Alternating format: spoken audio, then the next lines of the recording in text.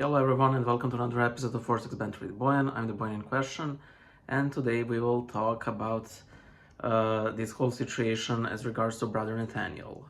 If you don't know, he's an Orthodox content creator. He's an Orthodox monk under Russian Orthodox Church outside of Russia, Rokor. And he's been a controversial figure in the Orthodox sphere because what he's mostly known about is that he's a Jewish convert to Christianity, and what he's mostly talking about and with increasing frequency is the Jews, their religious practices, how they're out to destroy Christianity, and so on and so forth. When I made this channel, I sort of had this idea that I will leave no question unanswered. So whatever question I may receive, I would answer it. So there's that huge lack of discernment for you, and I will put a pin on it. But for now, recently I posted a video called The Dangers of Hyperfocusing. There I essentially said that all of us could pinpoint the single most pressing problem that Orthodoxy faces. It could be Orthobros, it could be ecumenism, it could be the Jews, it could be, all sorts of things. And the fact of the matter is, all of these could and usually are problems of various degrees of seriousness, of gravity, but none of them in particular are that big, huge problem that we face. And I'm sure that there is one, but I would not know what that problem is. But that is besides the point. The point is that all of us think that that there is this one big problem and that we have figured it out. Not to mention that generally we're the ones who are generally impacted by this one very specific problem, and then we project it to the entirety of the church. So let me back to me trying to answer any question that I may receive. Very often, very soon, I started getting questions. Hey, what do you think about this Orthodox creator? Hey, what do you think about that Orthodox creator?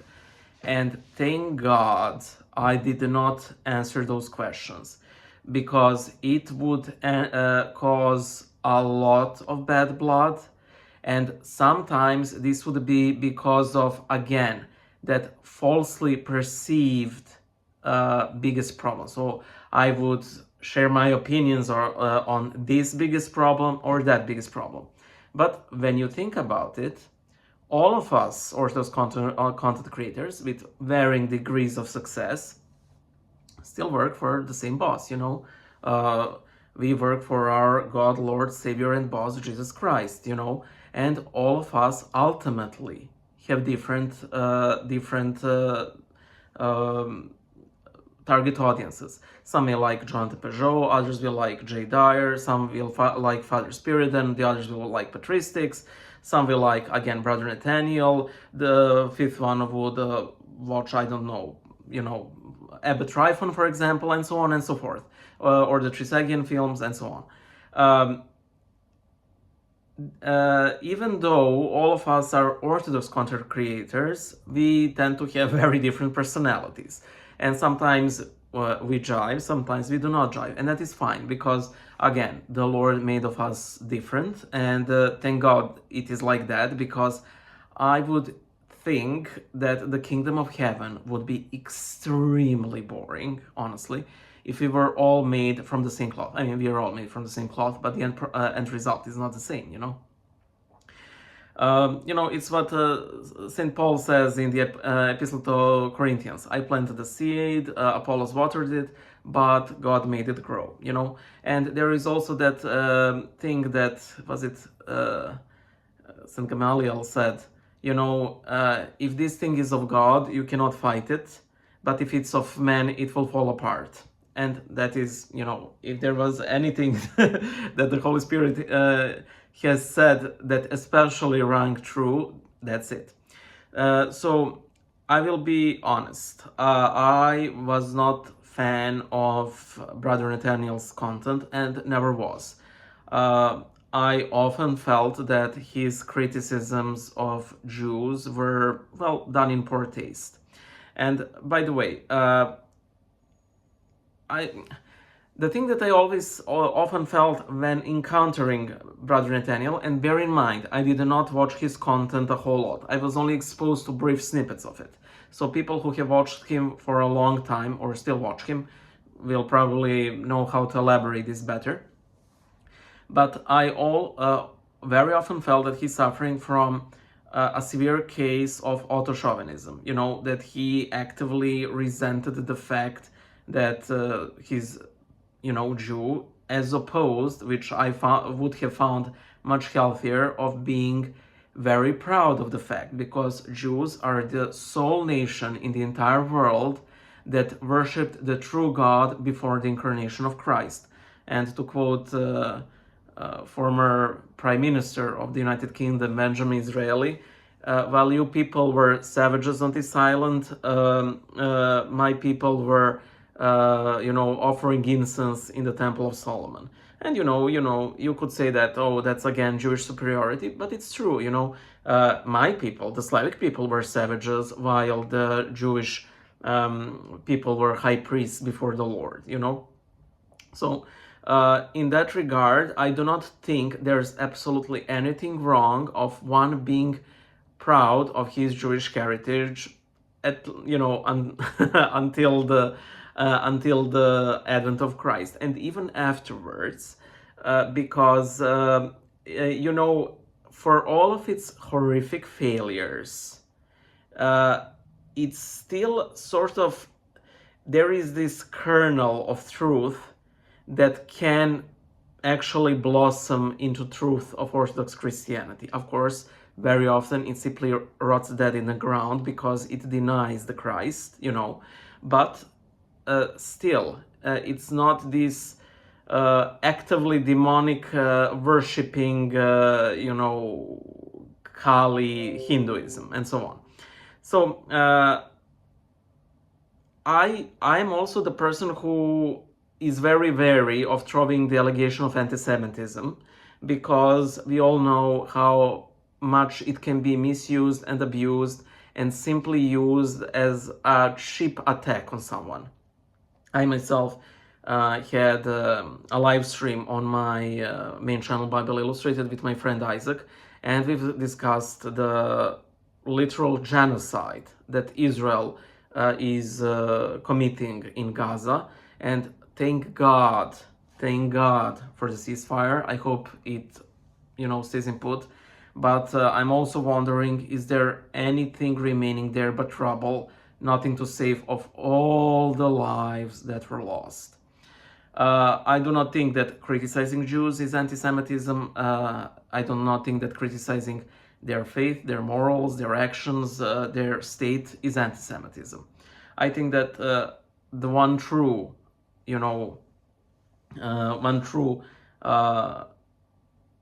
criterion for whether something is anti-Semitism or is not is whether you hate those people. If a Jew came to you and asked for food, for shelter, for a cup of water, would you provide that? Do you actually love them? Would you provide for them? And of course, I'm not thinking about war criminals like Netanyahu, but ordinary run-of-the-mill people. How would you react if they were in some sort of serious issues? And I can criticize them all I want, but if I do not provide them in their time of need as a Christian, then I have failed Christ, And this is little gospel 101. This isn't about whether the person is a Jew, a Hindu, a Muslim, or old calendarist Orthodox. Just kidding. I am to be the hand of Christ in their life at that specific moment when God asks me to. In that regard, I do not know how he would treat his people of his blood at that specific moment. I'm not clairvoyant or anything.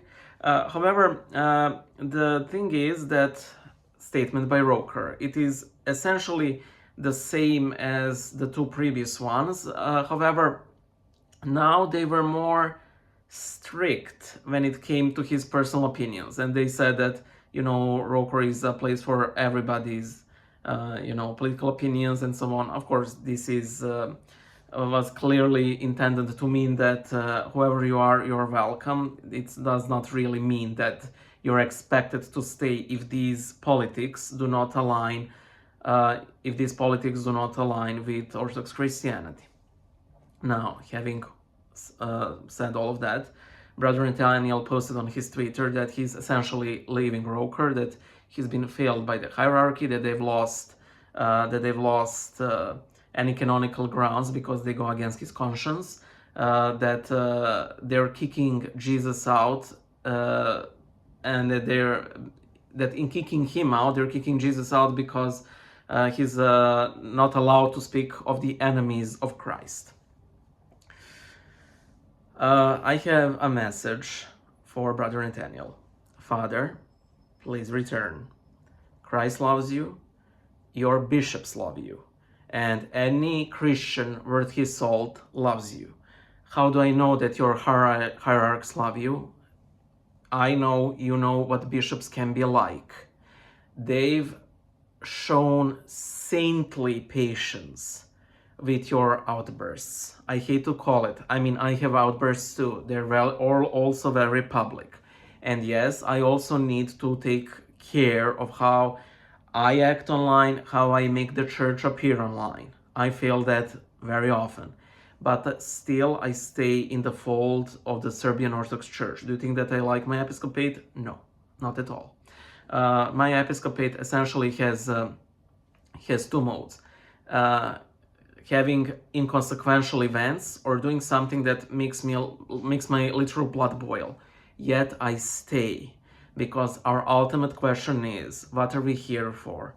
Are we here for Christ? Are we here for the Most Holy Trinity? Or are we here for something else? You give me the impression that for you, the enemies of God are your soul God.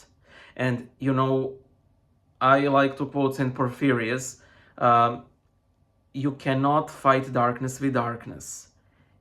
You need to speak of light and darkness will disappear. That is why I personally don't talk constantly about the Jews, about the Muslims, about, ecumenism, because I think ultimately when we are in love of Christ and in love with truth, all of these things by themselves will fix them much more than constant preaching about them.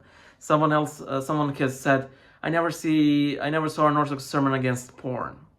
I mean, there could be, and I'm sure you could find them if you looked hard enough. But do we really need a sermon about porn?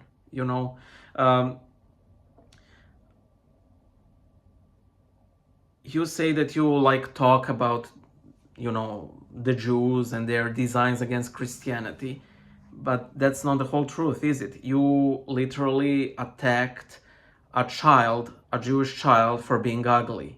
You attacked a child that was made in the image of God, that was wonderfully made, and all of the white supremacy talk. What's up with white supremacy? Whites aren't supreme. Nobody's supreme over the other. Yes, we have hierarchies in the church and in the state and in the society and so on, but that does not mean that one level is supreme over the other.